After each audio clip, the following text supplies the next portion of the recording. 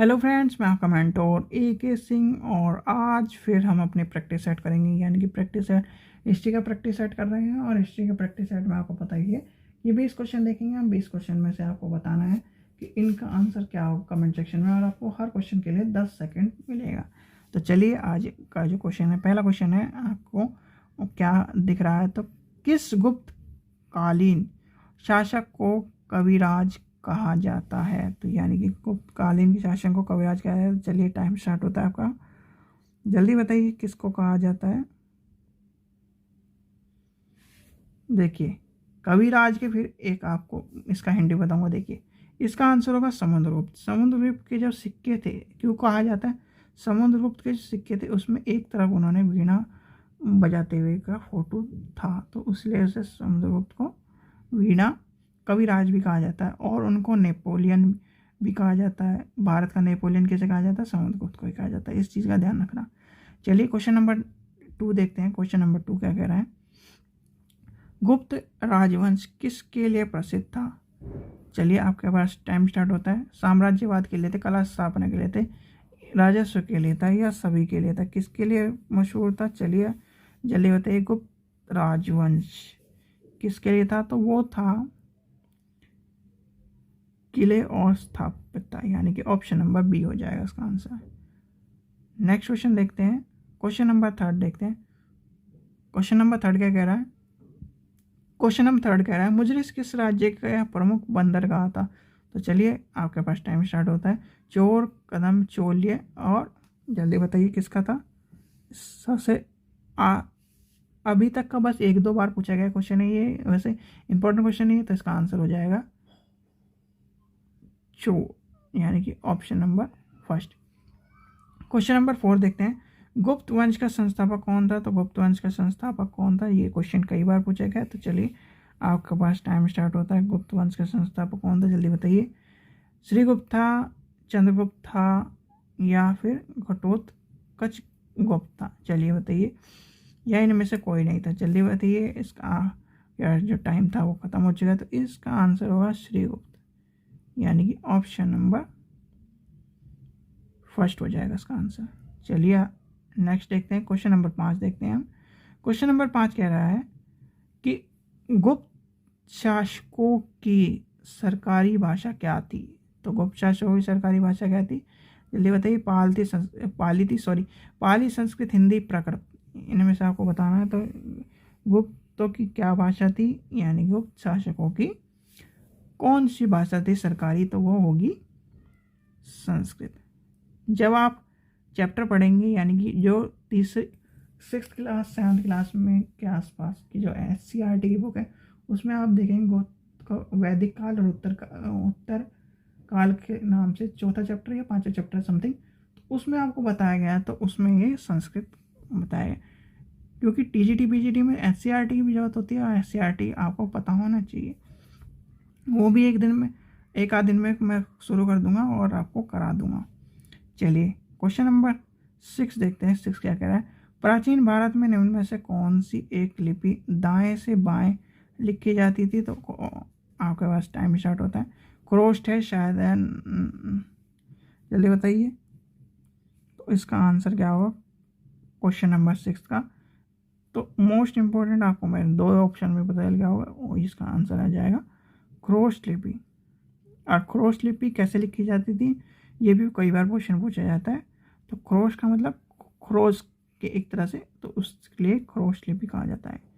चलिए आगे चलते हैं। क्वेश्चन नंबर 7 देखते हैं। क्वेश्चन नंबर 7 भीमबेटका किस लिए प्रसिद्ध है? तो आपको पता होना चाहिए। भीमबेटका खनिज के लिए, सोना नदी के लिए, गुफा के लिए, या फिर इनमें से कोई नहीं है? जल्दी बताइए।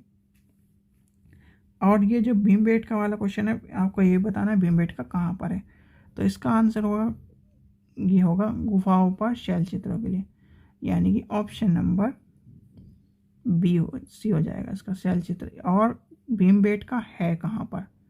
भीमबेटका है कहाँ पर, यानी कि प्लेस क्या है उसका, ये भी आपको पता होना चाहिए। ठीक है, चलिए आगे चलते हैं। क्वेश्चन नंबर 8 देखते हैं। निम्न में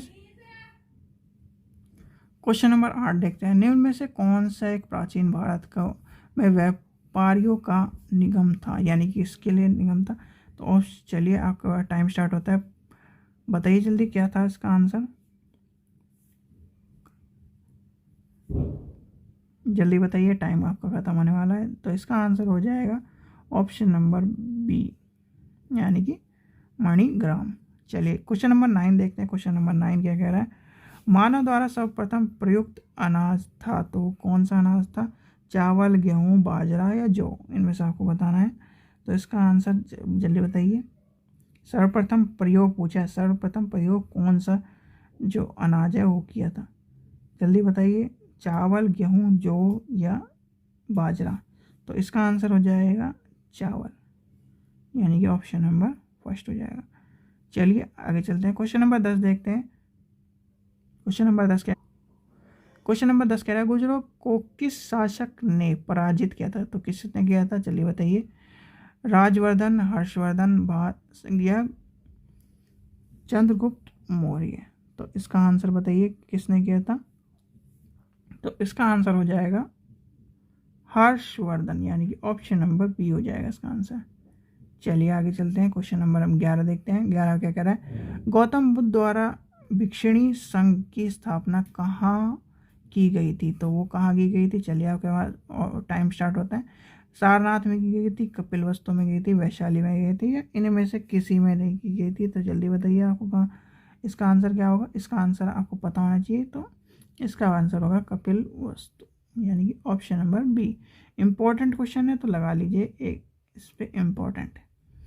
चलिए नेक्स्ट क्वेश्चन देखते हैं। गौतम बुद्ध ने अपने प्रथम उपदेश कहाँ दिया था, तो आपको पता होना चाहिए, ये क्वेश्चन 1000 बार पूछा गया, यानी कि 1000 एग्जाम में तो 1000 बार पूछा गया है, तो इसलिए इस चीज़ को भी इम्पोर्टेंट रखिए, इम्पोर्टेंट लगा के चलिए। कौशल, वैशाली, सारनाथ या कहाँ हुआ था, तो इसका आंसर आपको पता होना चाहिए। ये क्वेश्चन एक तरह से इस तरह का क्वेश्चन है जो पैट क्वेश्चन जिसे कहते हैं, तो इसका आंसर हो जाएगा हमारा सारनाथ, यानी कि ऑप्शन नंबर डी हो जाएगा।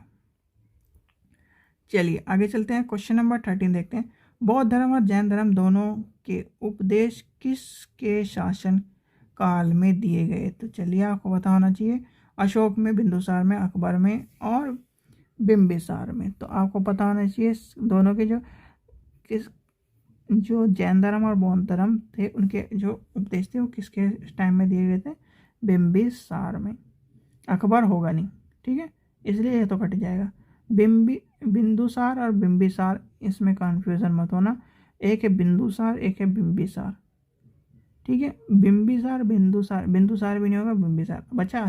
अशोक ने जरूर, अशोक ने देखिए कलिंग की जो लड़ाई थी उसके बाद अशोक ने कौन सा धर्म अपनाया था, ये क्वेश्चन पूछा जाता है, ठीक है, ये पता होना चाहिए आपको।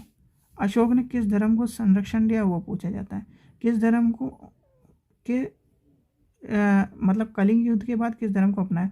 देखिए अशोक ने, बहुत से ये सोचते हैं कि कलिंग युद्ध के बाद अशोक ने इन सब चीज़ों को छोड़ दिया था, लड़ाई झगड़े को छोड़ दिया था, पर हाँ ये छोड़ दिया था, परंतु उसने ये भी कहा था अगर कोई मेरे धर्म, राज्य या व्यक्ति को किसी भी तरह की हानि पहुंचाएगा तो मैं उसे छोड़ूंगा नहीं, इस तरह की बात कही थी। तो चलिए आगे चलते हैं। क्वेश्चन नंबर 14 देखते हैं। महावीर की मृत्यु कहाँ हुई थी, तो महावीर जी की मृत्यु कहाँ हुई थी आपको पता होना चाहिए। चलिए जल्दी बताइए, आपके सामने आंसर है इसका, जल्दी बताइए। पावलपुर, लिम्बनी, कहाँ, इनमें से कोई नहीं, जल्दी बताइए। तो इसका आंसर क्या होगा, पावलपुर, ऑप्शन नंबर बी हो जाएगा इसका आंसर। क्वेश्चन नंबर 15 देखते हैं। सिद्धार्थ का ज्ञान प्राप्ति कहाँ हुई थी, यानी सिद्धार्थ किसका नाम है, अब ये बताइए मुझे को, जल्दी बताइए सिद्धार्थ किसका नाम है। अगर आप सिद्धार्थ का नाम बताओ तो आपको ये पता होगा, ठीक है बच्चों, जल्दी बताइए सिद्धार्थ का नाम, सिद्धार्थ किसका नाम था, सिद्धार्थ जो नाम था बताइए किसका नाम था। चलिए आपको इसका, आपके पास टाइम स्टार्ट होता है। सिद्धार्थ का ज्ञान प्राप्ति कहाँ हुई थी, तो चलिए बताइए, आपका टाइम खत्म हो गया, वो थे गया, बोध गया। अब तो पता चल गया बोध गया कौन है, बौद्ध धर्म। चलिए आगे चलते हैं। क्वेश्चन नंबर 16 देखते हैं। भागवत संप्रदाय के विकास में किसका योगदान अत्यधिक था, तो वो किसका अत्यधिक था? तो वो आपके पास टाइम स्टार्ट होता है, बताइए किसका था? हिंदू यूनानी का था या फिर जिसका भी था आपको जल्दी बताइए। कनिष्क का था, गुप्त का था, तो इसका आंसर हो जाएगा हिंदू यूनानी, यानी कि ऑप्शन नंबर फर्स्ट हो जाएगा इसका आंसर। चलिए क्वेश्चन नंबर 17 देखते हैं। महात्मा बुद्ध किस क्षेत्रीय कुल से थे? तो वो किस क्षेत्रीय कुल से थे? आपको कमेंट सेक्शन बताना जल्दी आंसर, आपका टाइम स्टार्ट होता है, जल्दी बताइए। अभी आपको ऊपर पढ़ा था हमने, तो उससे रिलेटेड आपको पता होना चाहिए किससे रिलेटेड। तो इसका आंसर हो जाएगा ऑप्शन नंबर सी, शाक्य, यानी कि साज शाक्य और सा से क्षत्रिय। एक तरह से एक टोन में जो चीज़ निकले वो एक चीज़ से रिलेटेड होती हैं, इस चीज़ का ध्यान रखना। शाक्य क्षत्रिय, इस चीज़ से रिलेटेड कर लो आप। चलिए क्वेश्चन नंबर 18 देखते हैं। निम्न में से प्राचीनतम राजवंश कौन था? तो आपको बताना है राजवंश कौन था। कुषाण थे, मौर्य थे, गुप्त थे, यानी कि आपको बताना है, जल्दी बताइए कौन थे। तो वो हो जाएगा इसका आंसर मौर्य, यानी कि ऑप्शन नंबर बी हो जाएगा। चलिए आगे चलते हैं, क्वेश्चन नंबर 19 देखते हैं। 19 क्या है? मौर्य साम्राज्य की स्थापना किसने की थी? तो मौर्य साम्राज्य की स्थापना किसने की थी, जल्दी बताइए। तो बहुत इंपॉर्टेंट क्वेश्चन है। मौर्य साम्राज्य की स्थापना किसने की थी? मौर्य, चंद्रगुप्त मौर्य, अशोक, बिंदुसार, या इनमें सभी ने करी थी? सभी तो होगा नहीं, देखिए सभी तो होगा नहीं, तो इसका आंसर हो जाएगा, इसका क्या आंसर होगा जल्दी बताइए। तो इसका जो आंसर होगा वो होगा चंद्रगुप्त मौर्य, यानी कि चंद्रगुप्त मौर्य। चलिए क्वेश्चन नंबर 20 देखते हैं। मौर्य साम्राज्य के प्राचीनतम मुद्रा का नाम क्या था? प्राचीनतम मुद्रा का नाम क्या था आपको बताना है। चलिए आपका टाइम स्टार्ट हो गया, जल्दी जल्दी बताइए। इसका आंसर हो जाएगा ऑप्शन नंबर सी, यानी कि पानी। देखिए जितने भी हमने आज क्वेश्चन करे, यानी कि 20 क्वेश्चन करे, इससे पहले के आपके प्रैक्टिस सेट के जो क्वेश्चन है वो भी आपने देख लिए होंगे। तो आपको इस क्वेश्चनों में आपको अपनी तैयारी अच्छी बनानी है। ये नहीं कि क्वेश्चन देख ली और काम खत्म। तैयारी अच्छी बनाई जिससे आपका एग्ज़ाम क्लियर हो जाए और एग्ज़ाम क्लियर होके आपको एक जॉब मिल जाए। ठीक है बच्चों, इस प्रैक्टिस सेट के द्वारा आपको तैयारी बेहतर बनानी है, ना कि इसे खाली देखने के माध्यम से।